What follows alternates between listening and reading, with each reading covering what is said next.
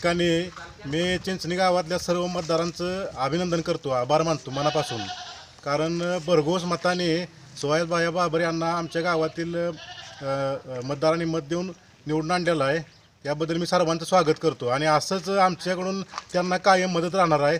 आता इथून पुढे आमच्या गावातील सर्व कामं झालेले बी आहेत आणि आता इथून पुढे आम्ही करून पण घेणार आहे आणि मी सर्व मतदारांचं पुन्हा एकदा स्वागत करतो.